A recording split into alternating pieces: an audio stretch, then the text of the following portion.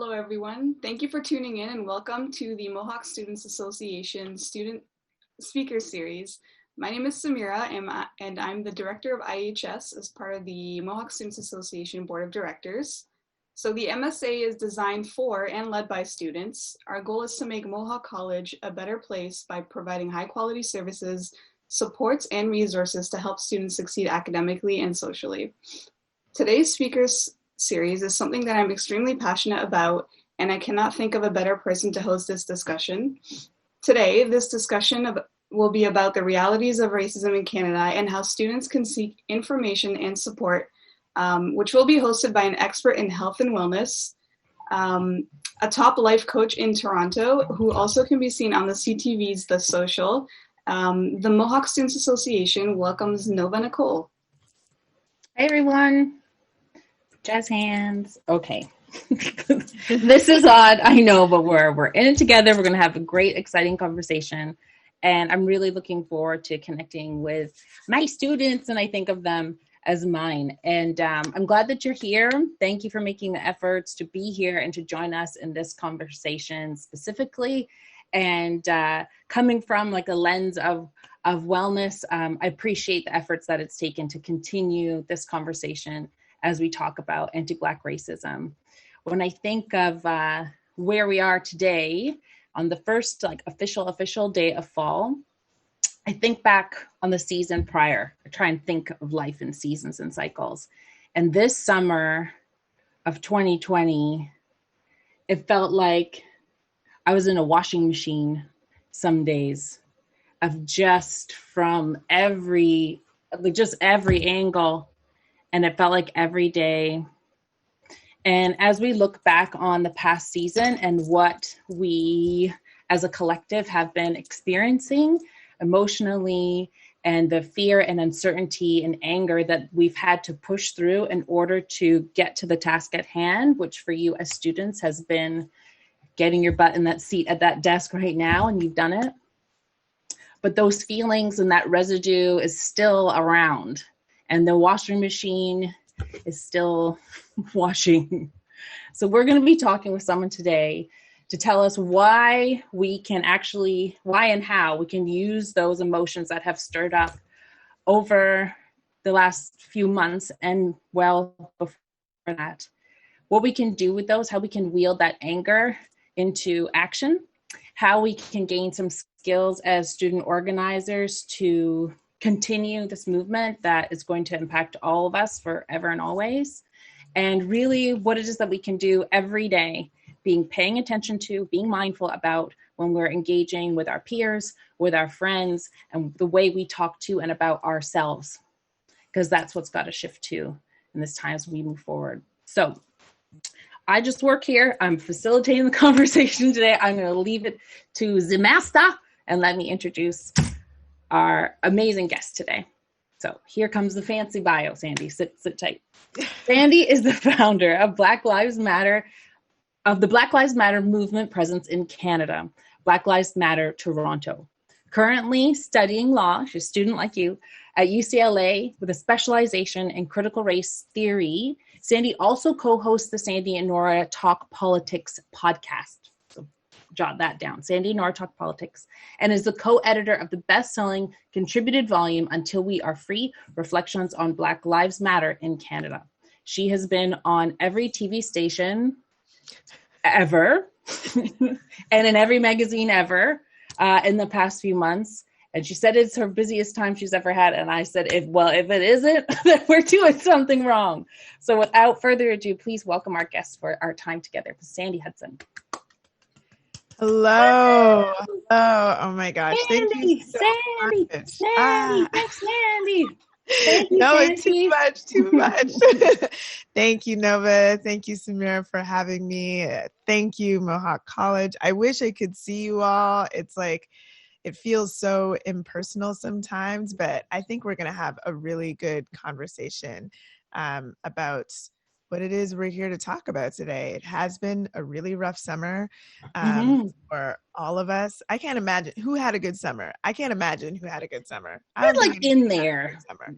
It was for every good day was like 9 horrible, nine Yes. awful days. And Yes, like, exactly. oh my God, this is a good day. No, no. Exactly. I am sick of my bedroom, which now the entire world has seen. Yeah. It's very. Oh, you got a new spread, Ooh, Sandy. it is a new spread because I got sick and tired of seeing the old one. Okay. But yes, Yep. Thank you so much for having me today. I'm really looking forward to this conversation. I see your sticker, your Black Lives Matter sticker. Oh, you know it. Nova. Oh, you know. Oh, you know. It. You know we're here. We're here all day. Yeah, let's talk to some folks about what they need to be thinking about. Mm-hmm. Well, the first thing I'm thinking of is because I've spoke to people at Mohawk before, and I know that these are students who are really about something and really care about things. So I want to start with those who, you know, if you're here during this conversation, like there's a part of you that's seeking, right, and wants to do something. So to the piece of you that's like galvanized and feeling passionate, I want to start about really practical, everyday things that they can keep in mind or do to be actively anti-racist. So 2 things. Tell me about anti-racism for the people who just need to hear it one more time. And then what is it, small things that I can like do right here today. And then I'm going to start kind of getting back into how Black Lives Matter Toronto began. Okay, anti-racism. You know, it's not good enough to just be like, you know, racism is bad. And I believe that. And I'm going to check that off my checklist of things that it takes for me to be a good person. It's not enough. It's not enough. For us, if you see something that is wrong in your society, if you see racism around you, you should be active in doing something about it. And that's what anti-racism is about. It's not enough to just not to say racism is bad. You must be anti-racist, which means that you are actively participating in attempting to end the many ways that racism and anti-Blackness manifest in our society. So here's some things that you can do. If you're thinking to yourself, like, this is the easiest action that you can do, the easiest thing is to remain informed. And I'm not just talking about watching the news. I'm talking about, you know, following some activists that you know in your community that you've heard of. Make sure you're reading what they're writing. Make sure you're aware of the types of things that they're saying. Educate yourself. Do a little bit more, maybe take out a book out of the library or read some articles that, you know, amazing scholars like Angela Davis, Kimberly Crenshaw are writing about. Make sure that you are informed on what is happening, what the latest discussions are around what sorts of policy changes need to be made in order to really start to stamp out the way that anti-Blackness manifests in our society and other forms of racism. The other really easy thing that you can do is to take that education and give it to other people. So we are all organized in some sort of way. Like perhaps you are students or you work at school. Perhaps you're watching this as a staff member. That is a form of being organized. You are in a space where there's tons of other people that you can reach. And whether that's, you know, asking your professor at the beginning of class, can I just address the class for 2 minutes just to let them know about a speaker who's going to be around on a Tuesday, or to let them know about some sort of initiative that's happening. Maybe there's another scholar strike that pops up, I'm not sure, that you want to let people know about. Ask your professor. Most of the times, people are okay with allowing you to do something like that, or maybe in your congregation, wherever you, if you're spiritual and you have some sort of congregation, maybe you address the congregation. Maybe it's even just at home around the dinner table, having a conversation about the things that you've learned. It is so important to spread these conversations and to spread the education that we garner from the work that we're doing individually. It's crucial to bring the work from an individual point to a community point. Those are the 2 easiest things that folks two easy things. And I students are in such a key position, and there's like something I want to rip on there. So it's one was to educate yourself. And Sandy listed a ton of ways to begin that, like follow her and then see who she's following. find the person and then see who they're following, right? Like, who is the person you idolize? Who is their mentor? Who did they learn from, right? Because this movement is not new, while you may be new to it. So with the names that she's mentioned, Kimberly Crenshaw, Angela Davis, we're talking about women from the 70s. And they've really laid the foundation. So it's looking at it, and then, where are we now? And then what is it that you can bring, and the fresh eyes that you have into what it is that the skills that you can have as students bringing to that. So educate yourself. And the second thing I think you really said was to use your voice, right? Is to use your voice and to speak up where you see an opportunity. It's about creating that opportunity for dialogue. And something that, I hear from students is that when it comes to having this conversation, is that they're afraid to say the wrong thing. Mm-hmm. I'm afraid to mess this up. Mm-hmm. I don't know what to say. So let me not say anything. Right? So when I'm thinking about it, I'm just thinking of where our students are sitting today. So this person who's educating themselves and they're being active, they're raising their voice. How do we want students to understand like what performative activism is? Like people who post, you want them to post, and then what? So why is performativeness a problem? And then even if they feel like they want to do something, like what's the concrete action people can be taking? Sure. I mean, I think that performative activism isn't necessarily the worst thing. I mean, we're getting more discussion out there. And by performative, I'm thinking that you're meaning like just posting something, but not actually doing anything in real life. That's what I mean.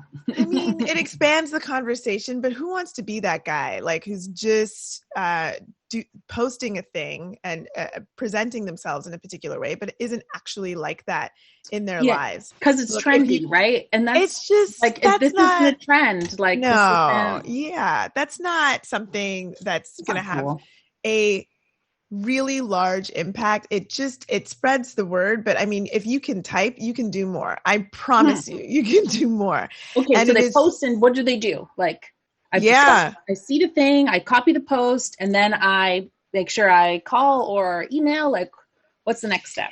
Yeah, I mean, there are different calls to action that different activists might be making. And so the folks that you're following, whether it's me or the folks that I mentioned before, there are other folks like Dr. Christina Sharp, Dion Brand, Afua Cooper, to name people in Canada.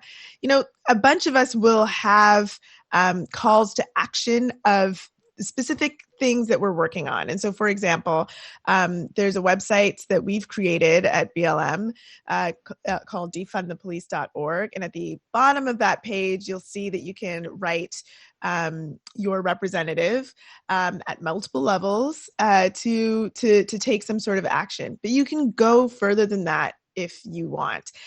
There's countless organizations that are working on some form of eradicating racism.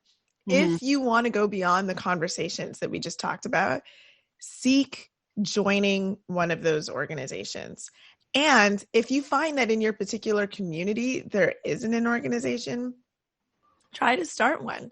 There's lots of resources on the web about how you can start an organization that tackles these issues. And Nova, you mentioned that sometimes people feel nervous about not having all the education, not having the right words for things. And let me be very clear. When I say educate yourself, I am still educating myself. I read about this stuff all the time. This is like a lifelong thing. We haven't figured it out. Otherwise it wouldn't exist, right? And so that means that that you do have to have some sort of commitment to updating yourself constantly on what the issues are, which means, dear listeners, you will at some point screw up. You'll probably say something that isn't quite on and that someone will correct you on. And let me tell you, if that's the worst that happens to you, that's okay. It's all right. I can't tell you how many times someone has had to say, Sandy, I really need you to think about what you just said. Like, is that real? Or you've offended me by that. And I don't think you really understand this issue that much. We actually have to be okay with being uncomfortable because racism is uncomfortable. Yeah, it's not supposed to be For the folks who, uncomfortable. it's not so supposed uncomfortable. to feel nice. Yeah. No, it's uncomfortable for those of us who experience it. It's uncomfortable for those of us who are working on it. It's uncomfortable for those of us who really put our bodies on the line and put ourselves at risk out in the streets. And so we just all have to be used to the fact that if we want to deal with changing society, and that's hard, changing society is a really difficult thing. It's going to be a little uncomfortable, and we're going to have to be okay with that, be all right with living in this uncomfortable space. It's the best place to learn, actually. Yeah, 1,000, 10,000%. And something I've heard myself having, like conversations I've had with myself and with peers over the summer, is that it goes back to that education piece, right? Because think of it like this, like if you study, then when the pop quiz comes, you may not ace it, but you won't fail. You won't fail. And you won't be totally thrown off because you know you've got some stuff. So when the pop quiz comes and you're confronted with racism, you see it, or you have an opportunity to say something, you know what to say. You know what it is. The fear of getting it wrong isn't there because you are accountable to the work that you've done. And then when you can see that you've done something, and that creates it again and again and again. And you're, as students, you're just in the perfect place to like have that growth mindset with you constantly, because this is the opportunity. We got to be uncomfortable with being like, you offended me, and be uncomfortable with hearing it, because it's not fun for everyone.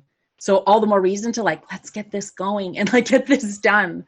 So something I want to go back to, Sandy, is like taking that passion. Like, can you tell me a bit about, because I know you began as a student organizer. Can you tell me about the transferable skills that you gained as a student organizer that really gave you the confidence to be the founding member of Black Lives Matter Toronto in 2014? So what were some of those skills? Oh, thank you for asking me that. I am so glad to be speaking with students today because let me tell you something. There is no better time to learn whatever skills you want and do whatever it is you want than when you are a student. And I just think that being a part of an academic community as a student is a socially just pursuit inherently. We are transferring knowledge. We are furthering human society. If that's not social justice, I don't know what is. And I think that as students, as educators, for those educators who are listening, we have a responsibility to not just do that in the classroom. We have to attach that to what's going on out in society. Education is part of the world. Like the way that we educate ourselves is changing before our eyes. And that is because we are also a part of the fabric that builds up our society. And so, yes, when I got involved in my student union, I didn't know anything really about how to be an activist and what sort of skills that we needed to do this sort of work. And really, I started learning these skills as a result of not being able to afford the program that I was in, going to my student union and being like, y'all have some sort of grant or something so that I could continue. Creative problem solving in Black community. I already had 3 jobs. I was like, this is not sustainable. We need something else. Somebody give me something, some sort of grant, something. Yeah. And they said, oh, we don't really have that, but we are planning a protest in a couple weeks to try to get tuition fees to be frozen in the province. And I was like, that's never going to work. I was like, it's never going to work. I don't even know. And they're like, come to an organizing meeting. Just see if you like it. So I go to this organizing meeting. There's probably 10, 15 people in the room. And I was like, these people, there's going to be like 20 people at a protest. Yeah. Cool. Great. So I sat there, I watched as they organized for the next couple of weeks. Of course, they had started from before. And when I showed up to this rally, this protest, and I saw I think it was around 10,000 students come out. I was like, what kind of magic do these people have? I want to learn that, because not only was the rally huge in Toronto, it was also across the province. And the province, shortly after that rally, announced a 2-year tuition fee freeze. And I was like, okay, I don't know what I'm learning in school, but I want that kind of power. Like, how did they organize that? Because I know it can't just have been those 10 people in a room, those 15 people in a room, and those 2 weeks. Well, in some ways, it was just those 15 people in a room. It doesn't actually take that much in terms of people at the helm to organize a rally. That was an important thing that I learned. But it does take a lot of time. And I spent the rest of my time involved in my students' union, learning those skills and really putting into place the types of skills that I would need to address some inequities in society. So whether that's event planning skills, putting on shows skills, which I use to design protests in the streets, like learning how to connect artists with a community, sharpening my speaking skills, and also learning how to speak to government, learning how to speak to media. All of that stuff I learned at school, at my students' union, and I don't know where else you can get that kind of education. You really have the time, resources, and energy and support. Yeah, a lot of support. To really hone those really specialized skills. I'm glad that you spoke to that, because like the students union puts this together, but remember, like, all of these are opportunities for you to start gathering tools for the rest of your life. And for me, that's just why I love speaking to students so much. Like, real change has always begun on a college and university campus. Absolutely. That's why so much change begins with students. Yeah. You have the conviction, you have the energy, you have the purpose, and you don't have the fear because you haven't been around long enough to have to conform to, like, oh, what if so-and-so says? So use all of those things, like all of that energy. And we're seeing it, and we've seen it and over the summer, and I think everyone has really been taken aback by the force that young people have shown after years of just the disrespect of this generation, so lazy and entitled and such. We saw young people like in the streets, tens of thousands this summer. And so when I think of that, I want to hear from you, Sandy, like, what are some of the like positive aspects that you have seen, and if you could tell us a few examples of this most recent increase in awareness and anti-racism movements? Sure. And I just want to say one more thing about students getting involved, because you sparked something in me when you spoke about the fear that some people have. Getting over that fear is something that you train within yourself. You have to kind of, push yourself to do it over and over and over again. But I will say that the risk level as a student is lower than it will ever be in your life. The risk of getting involved as a student, your professors are normally quite supportive of you doing what you want to do to figure out how you want to support different movements outside of school. Same with the administration. Whereas if you're at a particular job, your risk level might be higher. If you have a family and folks to support, your risk level might be higher. And I know that lots of people who are in school have families, but I just mean that the constraints that are around you with respect to like a job, an employer, it's a little bit less if you're a full-time student. Okay, so this summer, the streets, what have we seen? So much. Whew. Whew. One of the things that I really love is how much art there is in the Black Lives Matter movement. And we saw a lot of artists come out to do so many different things. We had Black Lives Matter and Defund the Police painted on streets all over North America. And the different ways that people approached those paintings were just so beautiful to see. The bright pink in Toronto, the flowers inside the words in Kensington Market, the trans colors being used in the Black Lives Matter paint in New York City. It's just been really lovely. There's been lots of people coming together to showcase, to use whatever it is that they have to bring together their frustration with this moment. And so, we're seeing artists coming out with, new music, artists who have created art, visual art for the movement, dancers dancing at our rallies.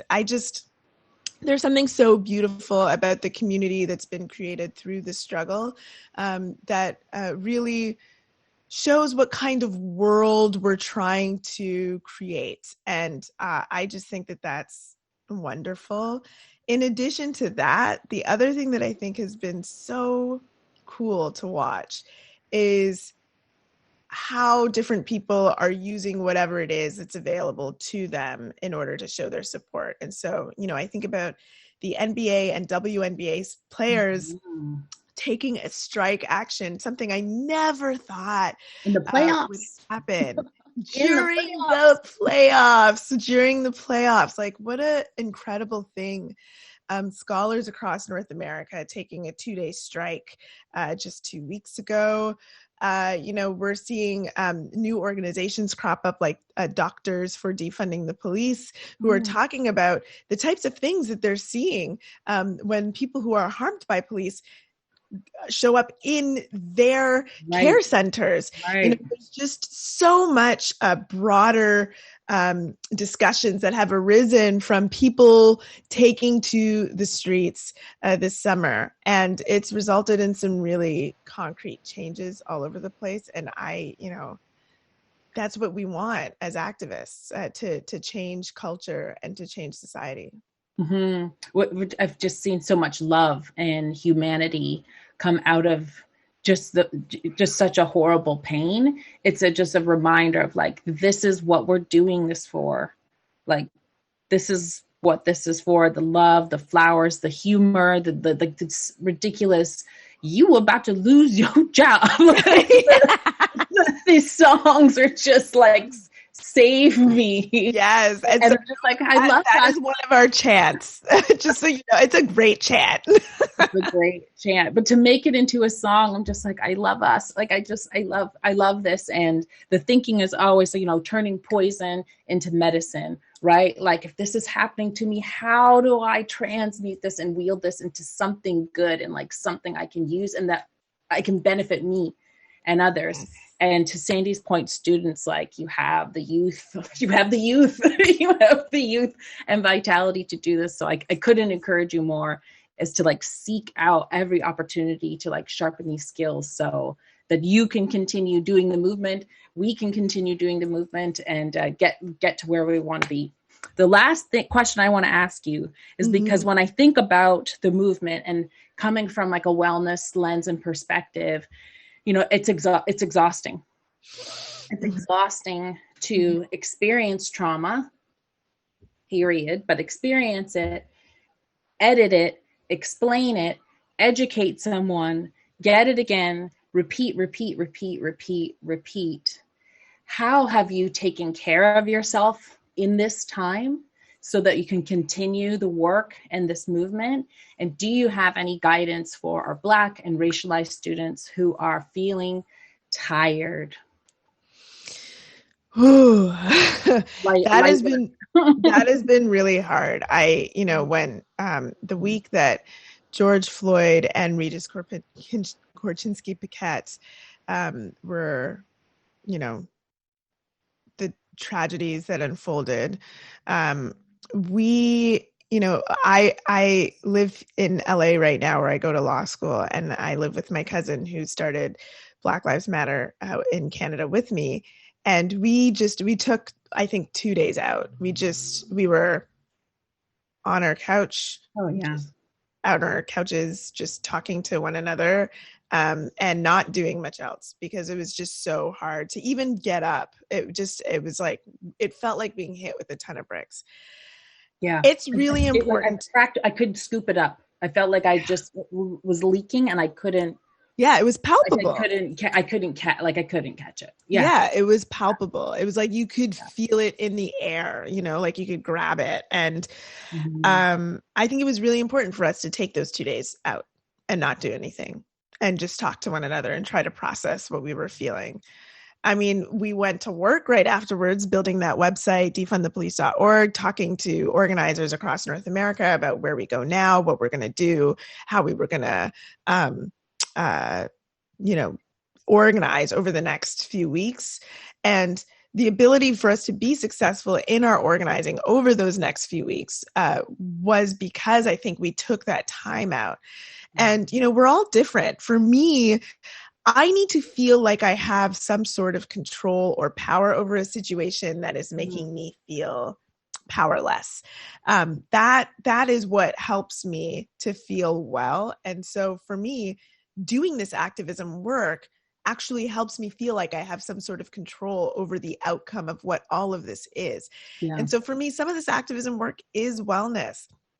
Now, I mean, we can't have an unhealthy relationship with the work. I think it's important for us to carve out time and space to do things that we really love, especially, in this pandemic when a lot of us are stuck at home. And so I carve out specific time for working out and doing capoeira, which are very important for me. I'm not particularly good at capoeira. I'm not super acrobatic, but I could kick. I could kick. Okay. And so I try to make sure, bar none, like if I'm late, if I'm going to be a little bit late for class, I'm going to finish that workout because it's just really important for me to put myself first. And also, if I need to see a therapist, I get my therapist on deck. It's really important to take care of our minds, to take care of our bodies, even as we're trying to take care of the world. Yeah, I'm so glad that you had said that. And there's a time for it all. And when I think of like students and wellness, and what I hear so often is that burnout. In the best of times, this is a stressful transition for students. It is. Like on the best, most normalist day, this is like topsy-turvy time. And so you add in, we want to contextualize our relationships. You add in the isolation, all of the change, the pandemic, and it's real grief, and grief takes time. Grief is loss, and loss includes the things of how it was supposed to go.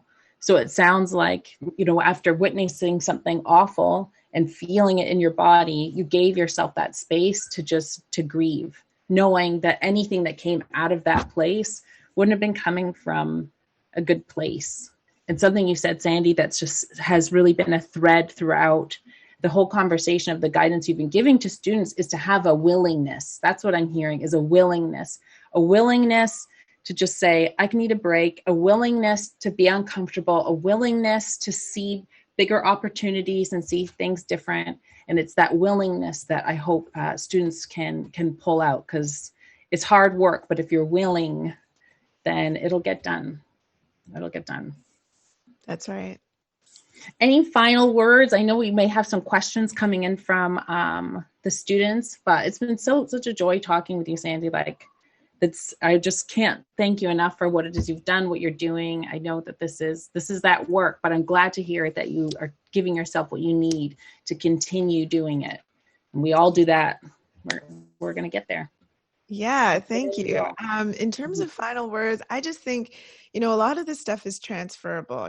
We're talking about, I focus my activism on the urgency of stopping police violence against Black people. But I mean, we can transfer some of these skills to other issues that you might be passionate about, whether it's climate change or perhaps Indigenous issues in Canada. Like, there's just so much going on. Yeah. And we have to make sure that we are holding the folks in power, people who have power, our politicians, they need to feel the pressure from us. And I can't stress enough how important students' activism has been to the way that Canada exists. in the world as a place that tends to be more progressive than the United States. A lot of that has come from students demanding change. Just from the ground up, having protests on their campuses and going to the legislature, wherever they may be, and demanding change. And I want to encourage each and every one of you to continue that bold tradition of Canadian students demanding change. Mm-hmm. We have a question on that note from Andrew in Hamilton. Sandy, do you have any advice for who I should look to collaborate within the GTA? Also, do you have examples or ideas of how people can work best alongside Black collaborators to get the attention of people of other ethnicities who aren't already active? Oh my gosh, Andrew in Hamilton. There are so many folks in Hamilton who are organizing. There's a lot of great, I love, you know what? Hamilton is actually my favorite organizing city. I've said this many times on Twitter, and it's because I used to work for Steelworkers, which is a union. Yeah. And so I'm often in Hamilton doing organizing work with the labor unions in Hamilton, which have a really strong tradition in Hamilton. And also when I was a student, I would coordinate with students at Mohawk College and at McMaster. And I just found that there's all this energy around social justice in Hamilton. And so in the GTA, yeah, you could look all over the GTA, but I'm saying, like, if you're in Hamilton, you're in a pretty good spot. There are some folks who've been working in coalition with the Hamilton Center for Diversity and Inclusion. Great organization. You should see if you can get involved there. Recently activists forced the Hamilton Wentworth District School Board to stop the practice of having school resource officers in schools. That vote was won by activists on the ground, and it's because of the great activism work that's happening in Hamilton. There's also a great organization called the Disability Justice Network of Ontario, which is based in Hamilton. So those are just a few different organizations that you can look up. I really think Hamilton is doing great work. In terms of folks of other ethnicities who might want to get involved, there are other groups like Sikhs for Black Lives, folks who are involved in the Ijaz Chowdhury coalition fighting against police brutality. There's folks who are working with Idle No More. There's all sorts of different groups that have coalesced around this issue. And if you can't find one for the ethnicity that you're the identity that you hold, you can start one. If you have if you know other like-minded folks who are a part of your community who would like to get involved. There's also Surge was standing up for racial justice, which tends to be white folks, but also has a lot of BIPOC people who are involved. That's Black and Indigenous people of color who are involved in as standing up for racial justice. It's Surge. And so you can take a look at all of these different organizations and hopefully find your place within them. And again, if you can't, there's always the option of starting your own.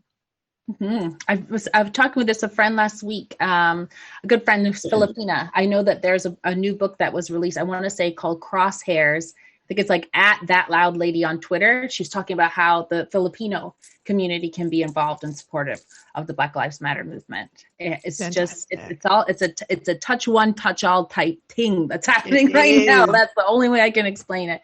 And it's solidarity, and it's as complicated as it is. We're talking about systemic racism, and it's not about changing the hearts and mind of individuals where we are tearing down the system. So whatever it is your interest, if it's sports, media, you want to be a nail tech, or if you want to get into law, like there is systemic racism within there. And so all of those skills, all of this passion can be infused into anything you want to do. So pick it. So pick it. We encourage you to pick it. And you have the energy to do that. We have another question, Sandy. How can students have open, positive conversations with friends and students of other races. So I'm thinking, it's like getting into that we talked about a little bit of that fear of stuck. I'm like, I'm not sure what to say, or what I often hear is like, is it my place? Is it my place to say something? Perhaps you're overhearing a conversation, right?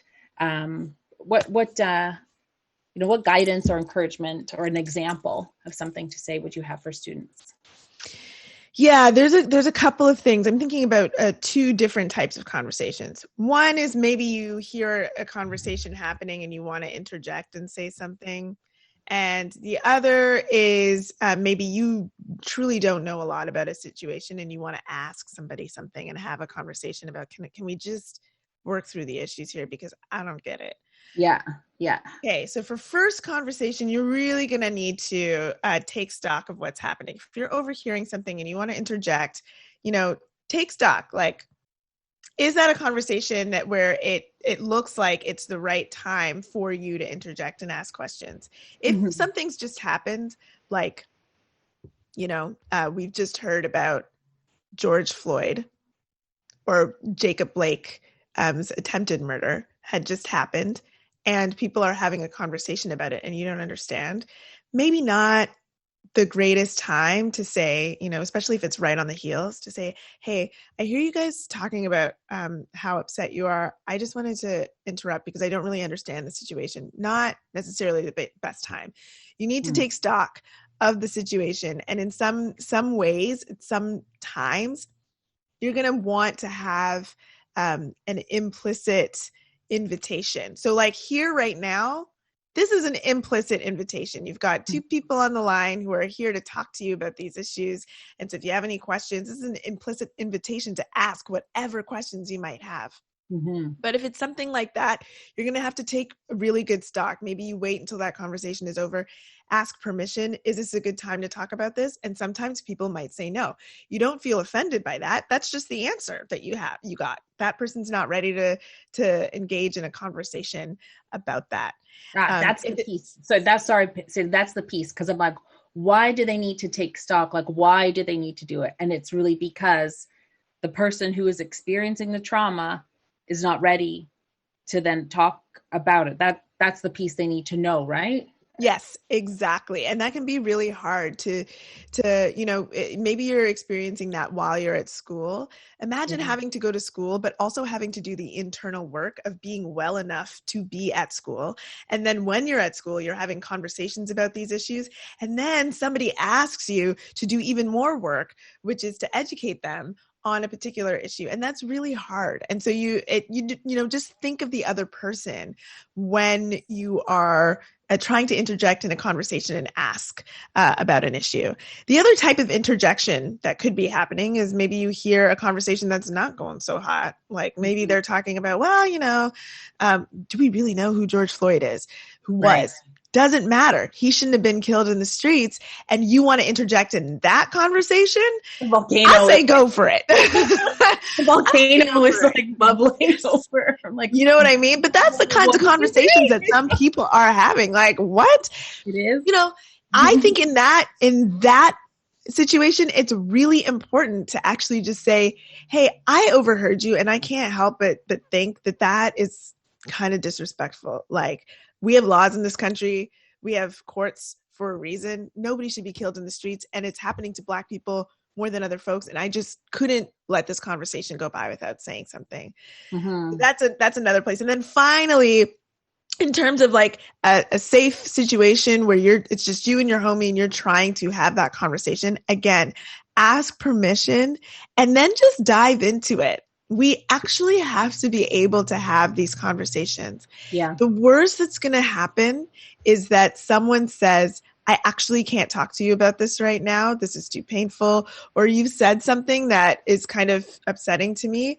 And the fact that the person is telling you that what you've said is upsetting is actually helpful to your learning. Like, it's good to just, take a breath. Don't get defensive right away and just really try to hear what they're saying. Okay, so what I've said is offensive. Let me think about that and think about why. It's actually a gift that they're telling you They're trying to help you that out. They don't information. have to tell you. They don't.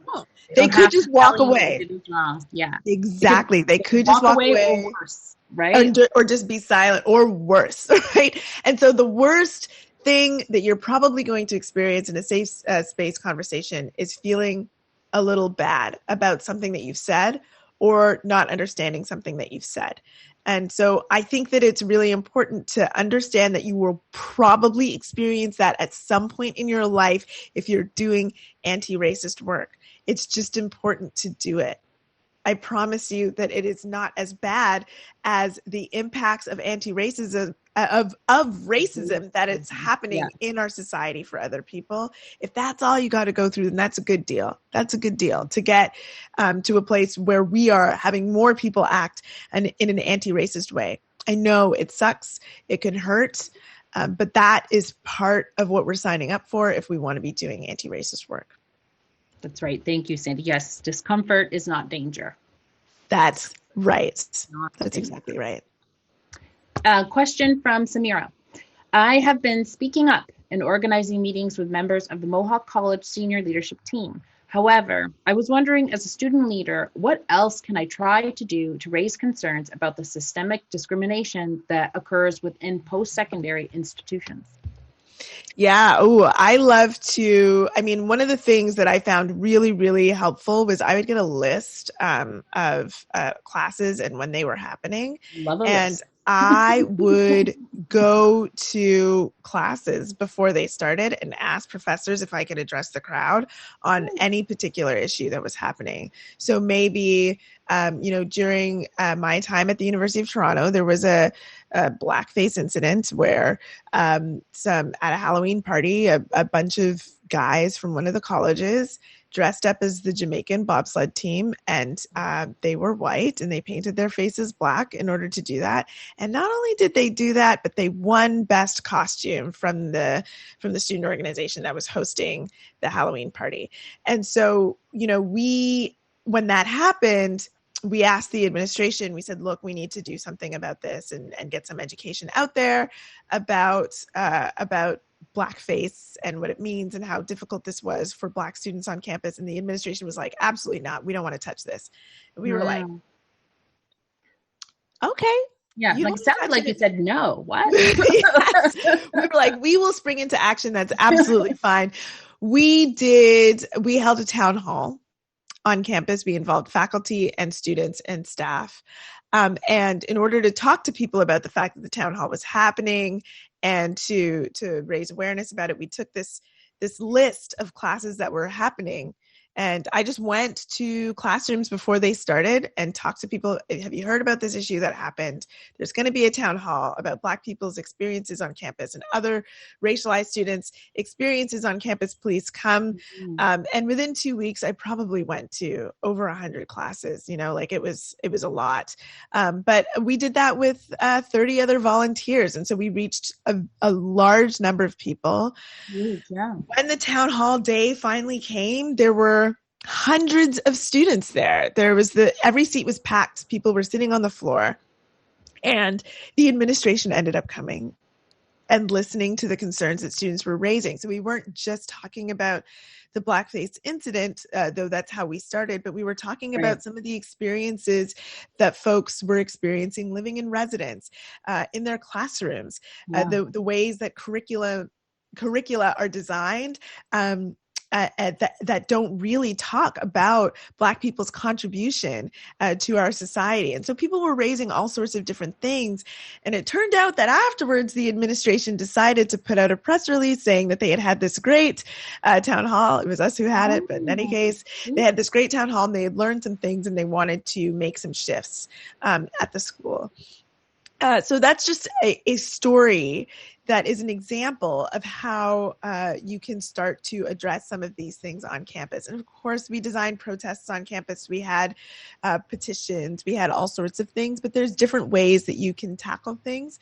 The most important thing is to reach as many people as possible. And again, you're never going to be in a place where you have so many people organized for you. organized in classrooms for you, ready, waiting, sitting there to listen, waiting.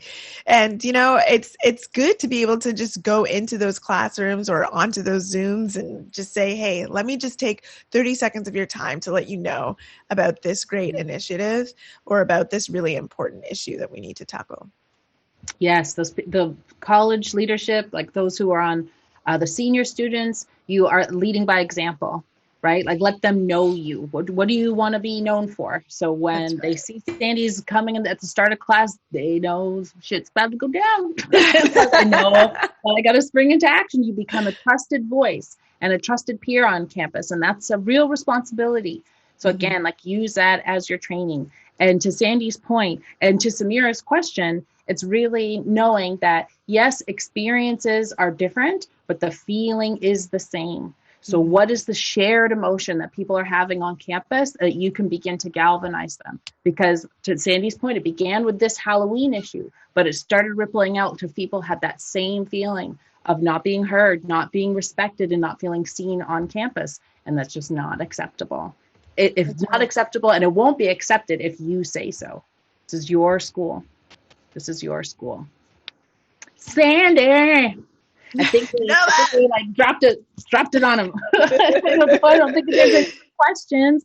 I don't think so, and we are close to time. So let me just thank you again for such a great conversation on a difficult topic, but important, and I definitely feel energized again, and that's what I wanted.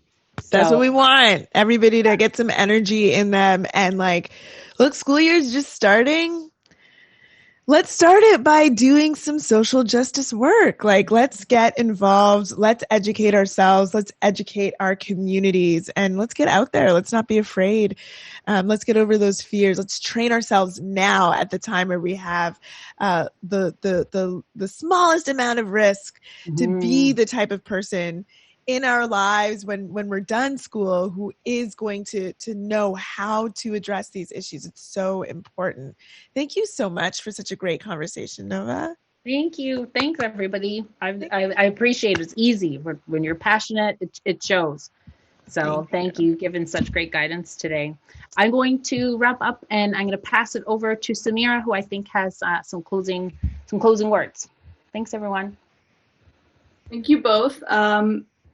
I did say, sorry, Sandy, you mentioned the Hamilton Center for Civic Inclusion. I just want to give a quick shout out to Sarah Gemma. She's a McMaster graduate and community. My heart, I love her. Yeah, from Hamilton, and she's such a great influence and advocate for Black Lives Matter and for marginalized communities in our city.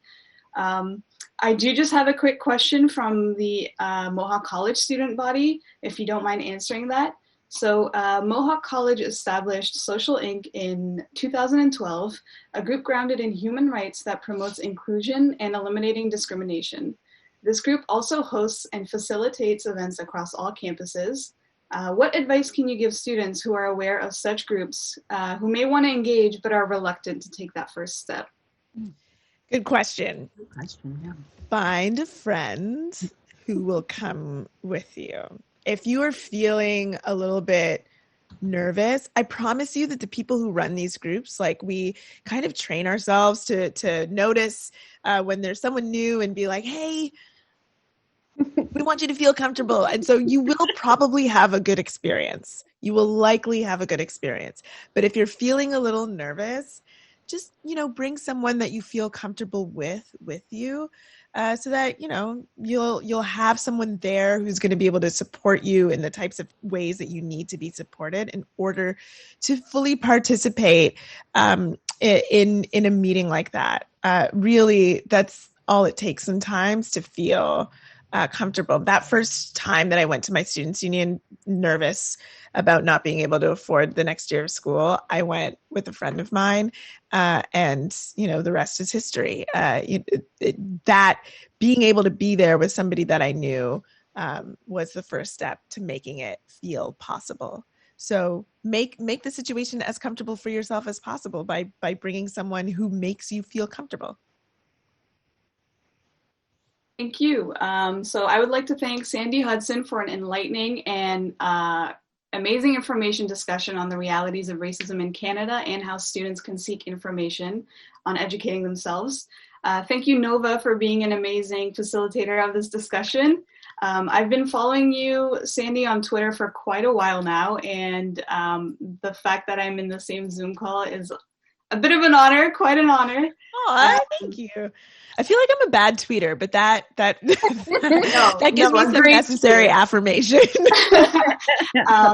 The fact that you started off your social justice journey as a student leader is really inspiring to me as a student leader, and shows us that we can make a change in the world now as students, even though we might not think that we can. Sandy and Nova, to be able to sit in the same Zoom call, as I said, is such an honor. I look forward to seeking more information and educating myself, and I'm sure that my fellow student peers agree. So thank you both for taking the time to join us in the speaker series. Students, if you would like to seek more information, please visit our website at mohawkstudents.ca. Sandy and Nova, if you have any other shout outs or websites that they can go on, please feel free to mention that. Yeah. Thank you both. Thank you everyone for tuning in. Thank you, Mohawk. Thank you.